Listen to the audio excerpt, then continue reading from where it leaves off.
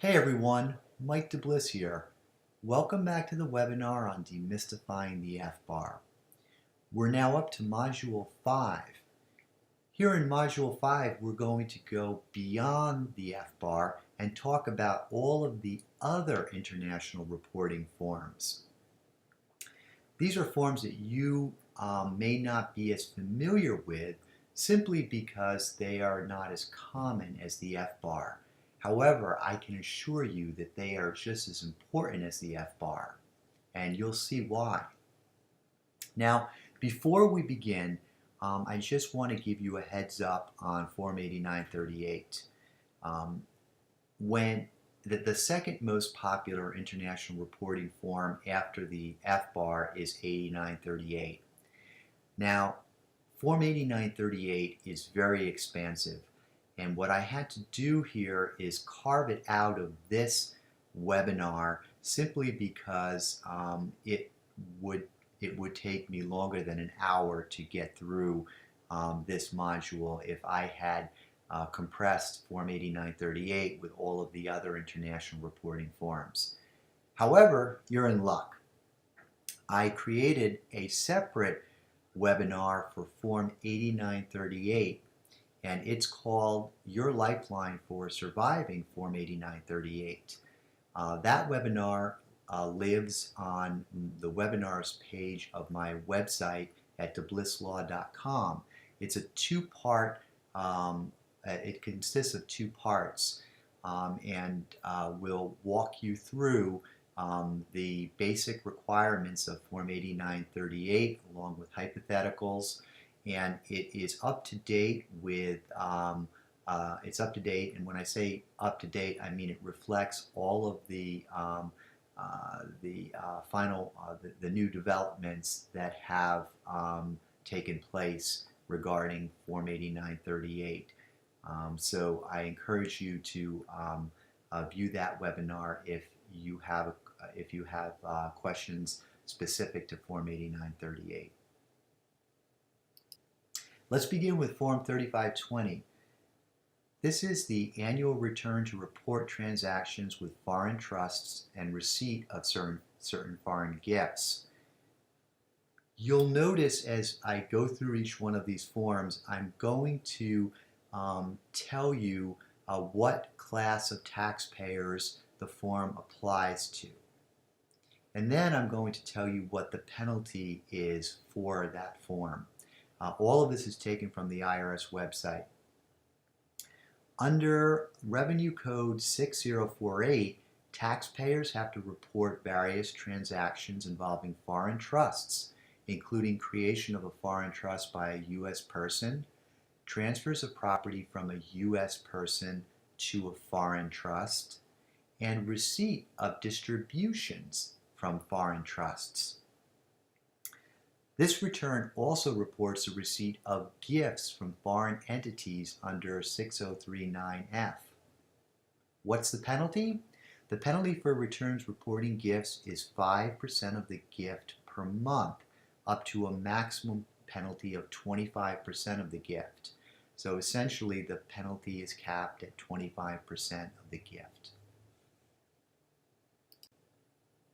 Second is Form 926. Returned by a U.S. transferor of property to a foreign corporation. Under Code Section 6038B, taxpayers must report transfers of property to foreign corporations as well as other information. Now, this is the one that clients have trouble wrapping their heads around, and I'll tell you why. Let's read this carefully again. Under 6038B, taxpayers must report transfers of property to foreign corporations. Now, by property, that definition is very broad. It could include cash. It could include intangible. It could include personal property. But it's property that is being transferred from the taxpayer to the foreign corporation, and not vice versa. It's not saying property that the taxpayer receives from the foreign corporation. So it tends to defy common sense and logic. Most taxpayers would think that a Form 926 requirement would be triggered only if they received property from a foreign corporation that they had ownership in. It's hard to understand that it's only if the taxpayer transfers property to the foreign corporation that a Form 926 requirement is triggered. The penalty for failing to file each one of these returns is 10% of the value of the property transferred, up to a maximum of $100,000 per return, with no limit if the failure to report the transfer was intentional. So as you can see, these penalties can quickly add up and become every bit as onerous, if not more, than FBAR penalties. Third is Form 3520-A, Information Return of Foreign Trusts with a U.S. owner.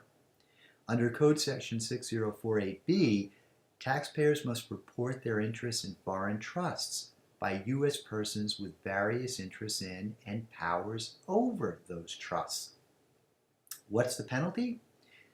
The penalty for failing to file the form or for filing an incomplete return is the greater of A, $10,000, or B, 5% of the gross value of trust assets determined to be owned by the U.S. person. Fourth, Form 5471, Information Return of U.S. persons with respect to certain foreign corporations. Under Section 6035, 6038, and 6046 of the Code, certain U.S. persons who are officers, directors, or shareholders in certain foreign corporations, including international business corporations, must report information. The penalty for failing to file each one of these information returns is $10,000, with an additional $10,000 added for each month the failure continues, beginning 90 days after the taxpayer is notified of the delinquency. And that's capped at a maximum of $50,000 per return. Fifth, Form 5472, Information Return of a 25% foreign-owned U.S. corporation or a foreign corporation engaged in a U.S. trade or business. Under Section 6038A and 6038C of the Code, taxpayers may be required to report transactions between a 25% foreign-owned domestic corporation or a foreign corporation engaged in a trade or business in the U.S. on the one hand, and a related party on the other. The penalty for failing to file this return or to keep certain records regarding reportable transactions is $10,000, with an additional $10,000 added for each month the failure continues, beginning 90 days after the taxpayer is notified of the delinquency. Wow, what a mouthful that is. What I want to highlight for you is the second sentence.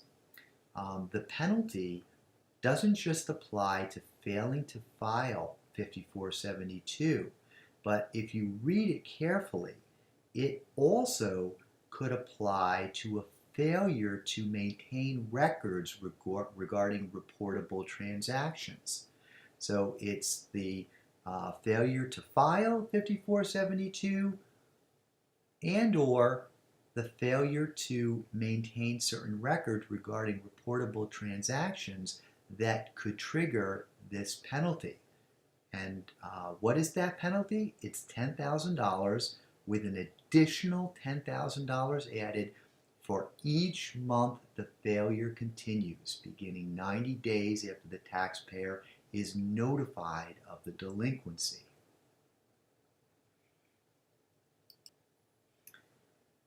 Sixth, Form 8865, Return of U.S. Persons with Respect to Certain Foreign Partnerships. Under 6038, 6038B, and 6046A, U.S. persons with interests in foreign partnerships must report their interest in and transactions of these foreign partnerships, as well as transfers of these foreign partnerships, and acquisitions, dispositions, and changes in foreign partnerships. What I'd highlight here for purposes of Form 8865 is something similar to what I highlighted in an earlier form, and that is that it covers transfers of property to foreign partnerships. Again, that is something that is not very obvious, and in many cases is counterintuitive. Most taxpayers would think that property that is transferred from a foreign partnership to them would actually trigger the Form 8865 reporting requirement, but it's actually transfers of property that the taxpayer makes to a foreign partnership that triggers the Form 8865 requirement. Penalties include $10,000 for failure to file each return, with an additional $10,000 added for each month the failure continues. And that begins 90 days after the taxpayer is notified of the delinquency. The penalty is capped at $50,000 per return and 10% of the value of any transferred property that is not reported, subject to a $100,000 limit. So this is quite an onerous penalty. Again, it is capped at $50,000 per return and 10% of the value of any transferred property that is not reported, subject to that $100,000 limit. So here there's actually a penalty assessed on the return, as well as a penalty for based on the value of the transferred property that was not reported. It's the equivalent of a 1-2 punch. If there are any questions that you have regarding this module, please feel free to contact me. My telephone number is on the slide, as well as my email. You can reach me either way, and I'd be more than happy to address any question that you have. Keep in mind that the information that I've discussed in this module, as well as the others, is very general, and it doesn't take into consideration your specific circumstances. I encourage taxpayers at all times to consult with a tax practitioner who will thoroughly analyze their circumstances and provide practical and sound advice that they can rely upon based on their individual circumstances.